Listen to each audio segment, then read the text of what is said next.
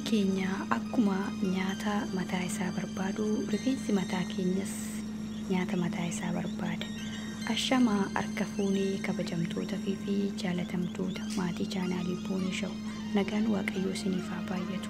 Har'as viidiyoo haaraadhaan walitti deemneetiin jirra.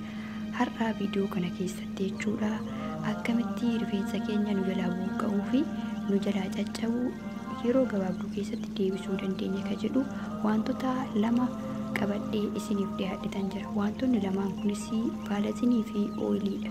Baalazinii fi ooyilii kana akkamitti walitti daballee rifeensa keenya dibanna ka jedhu haga xumuraatti viidiyoo kiyya kan daawwattan yoo ta'e salphumatti irraa fayyadamuu dandeessu.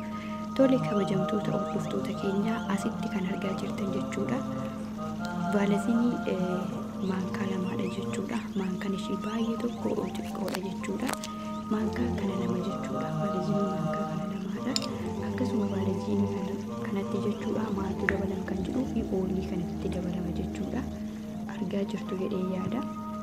Osoo ooyilii kana itti dabaluu hin deemin jechuudha baalazinii kuni ho'uu qaba jechuudha abidda irratti. Kanaaf aga turtii viidiyoo kiyyaatti kan na waliin turtan yoo ta'e salphumatti viidiyoo kana keessaa waa hedduu barattu.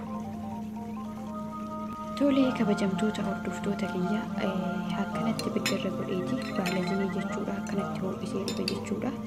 Kanaaf kanarratti jechuudha ooyilii kana haga na barbaachisu jechuudha ittiin dabala jechuudha. Isin haga isin barbaachisutti dabaluu hin dandeessu garuu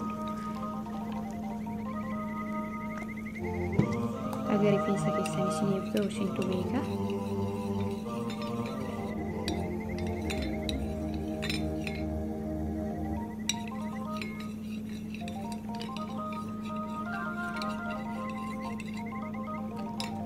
Kanaafuu amma jechuudha garuu rifeensa kiyya dibachuutti deemaa turtiin keessan ana waliin haa ta'u akkamitti akka rifeensa kiyya dibadhullee isin agarsiisa.